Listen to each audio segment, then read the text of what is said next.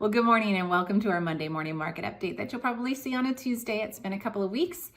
Not much in our market has changed, perhaps maybe getting a little bit better on interest rates and certainly not getting better on our seller inventory. So we're taking a peek at what we're looking at for current inventory. We remain at a super low month supply. And again, that's the variable of how many months would we have of inventory that if no new properties came on the market, that there'd be nothing left for a buyer to buy.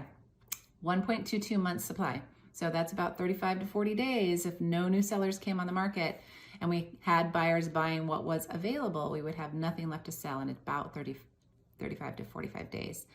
That's pretty critical. And so what it looks like for us as agents out here in the field, beating the streets, taking a look for properties like yours potentially, is that there are multiple offers coming through. And when we educate our buyers, it looks like this. So for an example conversation I had with a client over the weekend is this property that is for sale that we looked at today has a comparable sale that's at X number of dollars. And while that one had a little more upgrades, it had a pool. In order for you to get this home, you might have to compete in the current condition this home is in. And that being said, we are now waiting anxiously this morning to see if our number is going to compete with the other buyers that are out there that are willing to make moves like this. So now I'm talking to you on the listing agent side. When I see those 19, 20, 21 offers that are popping in on one particular property, we will see folks bidding well above the asking price. So we're often now educating our buyers that when you are looking at a listing price, oftentimes, not every time, it is something to be looked at as a base value for you to then compete. Now we'll walk you through what that looks like because it's not the same. About 4 to 5 out of every 10 homes are being bid and selling above asking. So it's not in every case. However, this is important to know that based on the price range, we're still seeing very critical high bidding wars under 400,000 here in the Arizona market. So, and that's in any city, anywhere. So that being said, to prepare yourself, you get anxious as a buyer. What I'm experiencing is the buyers get really anxious is that I don't want to overpay for a home. So they're literally looking at that as an overpayment.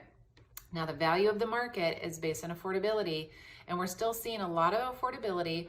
What that's impacted by affordability-wise is the low interest rates. So I'm taking a look here too. It says, according to the Freddie Mac 30-year fixed rate, that's decreased now from 2.8% to 2.72. So we're seeing continued low interest rates, and that is well below historical average of 8.9%.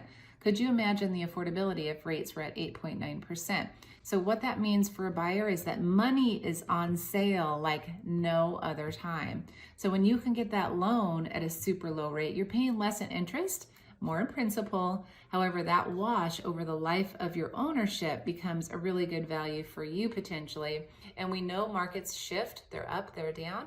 However, your benefit right now is to get that property at a low interest rate and absorb that impact of feeling like you're overbidding for a property, even when we're seeing buyers that are willing to go 10, 15, and in some cases, based on price point, 50,000 above an asking price.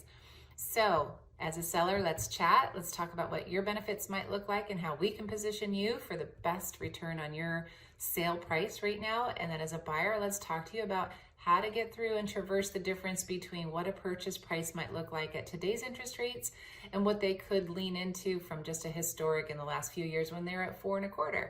We can show you where you're saving your money and what that difference might look like for you over the life of your ownership on the next home you choose when you're buying or selling in the Arizona real estate market.